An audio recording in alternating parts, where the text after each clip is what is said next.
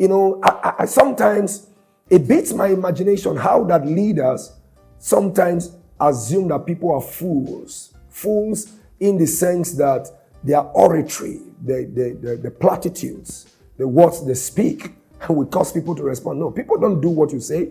They do what you do. People watch you. Your immediate lieutenants exemplify who you are, and that cascades down the line.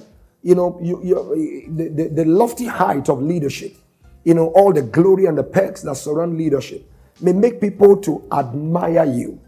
But when they begin to know the kind of character, the content of your character, who you are truly, then they now begin to define how to relate or connect with you. Sometimes they may flock to you because of what they can get from you, but ultimately they will not want to be like you.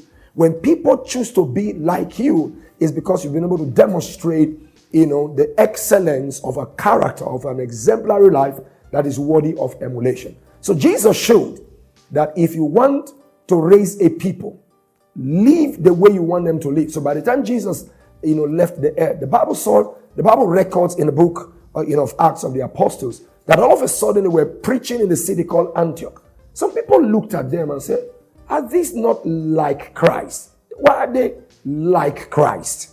So they now call them Christians, people who are like Christ. So it was not that they introduced themselves to be such. People observed them, that their mannerisms, their character, the way they dealt with people, they were beginning to act like that rabbi, like that teacher called Jesus. So examples remain the best way to teach others. When a leader comes into power and talks about removing corruption, bringing infrastructural development, people are going to watch. They're going to watch how you deal with people around you, how you address matters and issues in order to know whether you're just one of the many good talkers who is not a doer. So examples remain the best way to teach others. Is one of the many models that Jesus demonstrated as a way to go in leadership. A seventh and very important principle that Jesus demonstrated in leadership as a way to show and model where people should go is that the humble will always be exalted. The humble will always be exalted. Humility is always the pathway to exaltation. Like it's been said, pride goes before a fall, goes before destruction. A haughty spirit will always bring people down. One of the most incredible examples that Jesus left for us is the incredible humility he demonstrated. Amazing. I put it this way. When a poor man says, I am very humble, the question you want to ask, what else should a poor man be? A poor man should be humble. Because if you are poor and you are not humble, you have two problems. Two problems. A problem of poverty and a problem of folly, because you can't be poor and be proud. Doesn't make sense.